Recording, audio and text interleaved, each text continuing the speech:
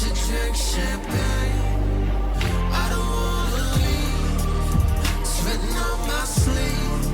Every night's another reason we should live the dream. G'day everyone and welcome again to the chat. It's freezing down here in Melbourne. I had to put a jacket on. I couldn't believe it. But it's certainly hotting up in Queensland with the Queensland Summer Racing Carnival, and of course that will culminate in the Magic Millions. And could you believe it? We've actually had one of Queensland's Group 1 winning jockeys approach me to be on my show. I couldn't believe it when he messaged me. And joining me today is Group 1 winning jockey from Queensland in Ryan Wiggins. G'day Ryan, how are you, mate? Hey Ben, how you going? Yeah, very well, thank you. First of all, you were born in Canberra, but why the move to Queensland? How did you end up in Queensland? I actually moved to Sydney first to finish off my apprenticeship there with Clary Connors at Warwick Farm, and I was actually at Randwick when EI hit, and we had a bit of time off in Sydney there. And my mum lives up in Brisbane actually, and she said, "Oh, come up for a holiday." I hadn't had a chance to get up this way, and I actually come up and. I didn't even go back to pack my gear. I paid someone to send all my stuff up in a truck, and I just haven't left ever since. I think the weather got me, I think. And I know your time in Sydney, there was a bit of up and down, and I believe the late great Guy Walter, the trainer, had a bit of a talk to you, and you turned your life around. Is that right?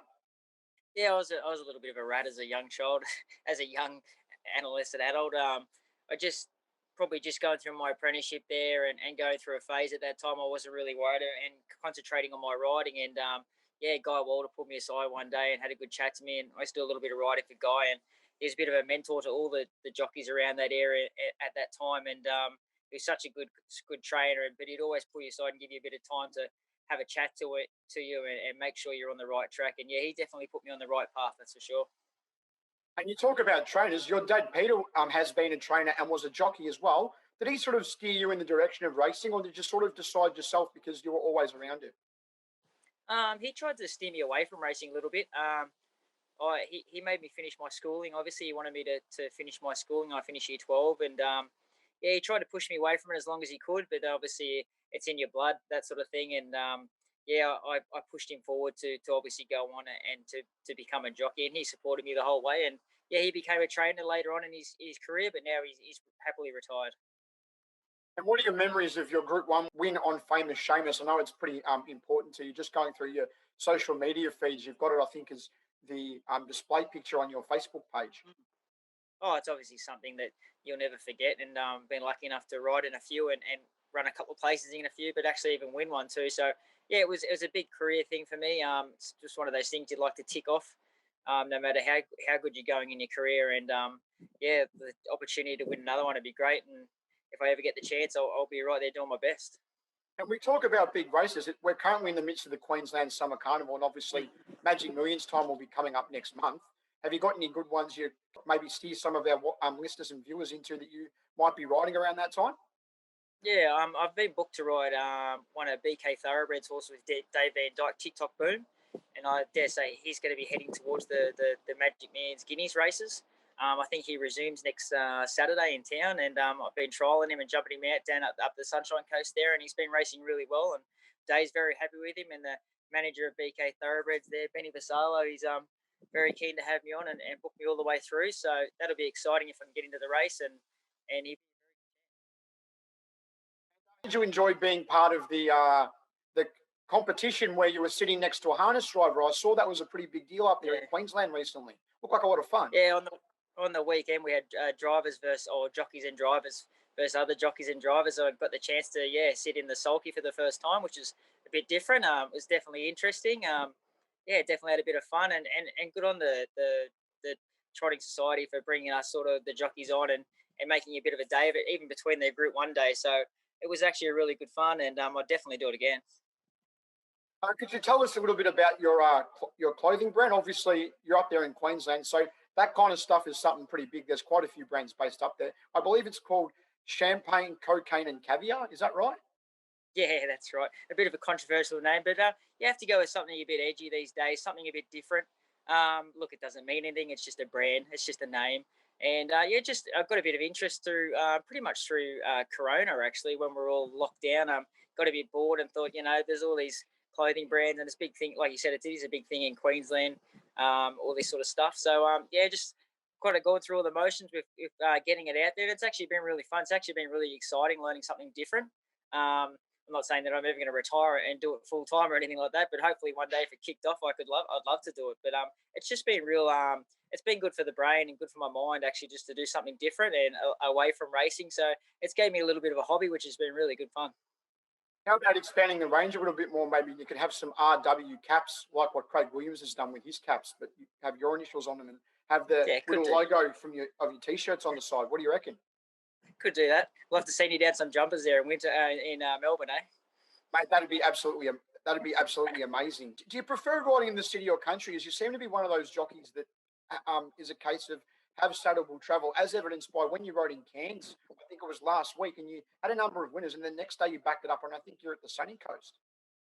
Yeah, I'm happy to travel at the moment. I'm just through one of those stages in my career where it's been getting tough in Queensland, to be honest, and my weight holds me back a fair bit. So instead of limiting my rides only on the weekend to town, not getting that many rides and that sort of stuff, I've sort of given myself the opportunity to go up north a couple of times a week. And even if it's the opportunity of going to the Gold Coast on Saturday rather than taking a couple of rides in town, taking 4 or 5, decent chances to the Gold Coast, I'm happy to do whatever. I'm just at that stage at the moment where I prefer to go where the winners are rather than worry about where I'm riding. And it's been really paying off me the last 6 months. I've had a good first, 5 months of the season, and hopefully things can continue on.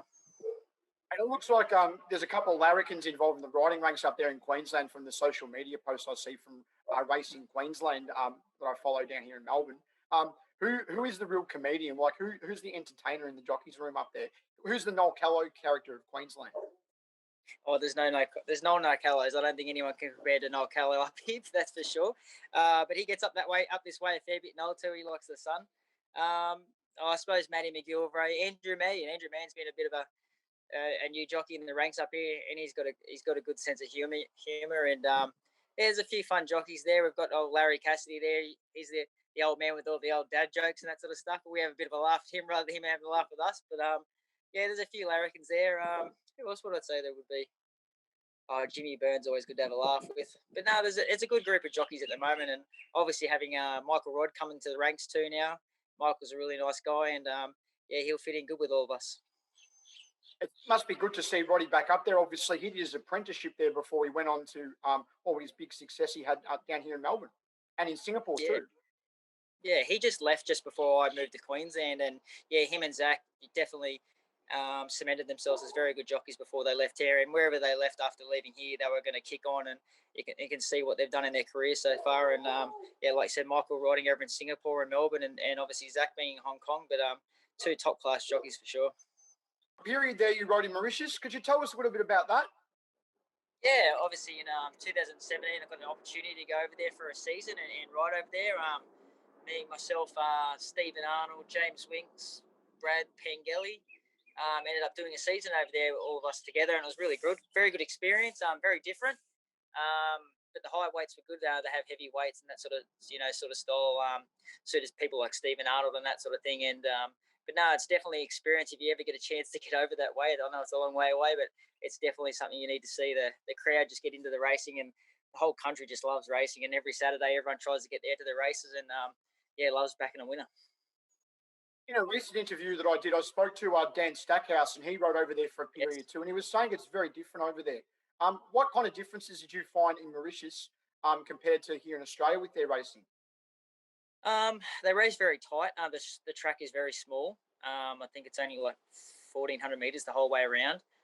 It had uphill and a downhill in it, and yeah, just small fields, but definitely pace related. But yeah, a lot of horses there end up over from South Africa, and there's a lot of money there, especially for the jockeys and the trainers, and the owners put a lot of money into to have their racing keep going, and it's just a really big situation they have over there. Actually, just so many people get to the races, and so many people love it, and it's just a different experience. I suppose it'd be like riding on a Group 1 day every Saturday, so it's a big buzz to ride a winner, no matter what sort of race it is. And just away from racing, what's life like for Ryan Wiggins? I believe you've got a couple of kids. Yeah, I've got one actually, a 12-year-old Lucha, and I've got one on the way in April. So obviously, looking forward to that. Another girl. So, but no, I'm a bit of a family man. So anytime I get a chance to be at home with my family, we're always together. And no, I'm looking forward to having another child. Actually, it brings me a bit of give you a little bit, you get a bit. I'm not saying bored with life, but at the same time too, you need to work for something. And yeah, having another child on the way is definitely going to spur me on in my career in the later end. It's probably good too that you can sort of break it up because you're not riding every day. You can spend time with the kids too. Yeah, we're lucky in Queensland. Like that's what people don't realise. Like pretty much Monday, Tuesdays, and every second Thursday, we pretty much get off. We do have to race every Saturday and Sunday, like most places, most states now. But yeah, definitely Monday and Tuesday we get off, which is really good. Not many states like New South Wales, Victoria, they can race for many days straight. So yeah, we don't have to travel as far either. Too like Sunshine Coast is probably as far as we go on a Sunday driving wise. But obviously I go up north a couple of times a week, but I fly there too, so it's not too bad. Just one last one too. What was your biggest thrill in racing, either riding wise or just as someone in the industry? Biggest thrill, obviously winning a Group One was great. I'd have to say actually, if I'd say riding a winner for my dad. To be honest, I haven't thought about that for a while. Riding a winner for your family is a big thing too. Or even just riding winners for mates and people that support you in the industry is always good. But definitely riding a winner for my dad when he was a trainer, that was definitely a big thrill for me. And obviously riding a Group One winner, like you can't beat that. Like I haven't had that many chances like some of the other jockeys, but I think we take it for granted a little bit sometimes. But yeah, definitely riding a Group One race is a big thrill. Thanks very much for joining us today, Ryan, and thanks for expressing an interest to come on and talk all things racing with me. And as we look ahead to the Magic Millions Carnival, hopefully I'll catch up with you for a beer when I'm up there. Good, looking forward to it.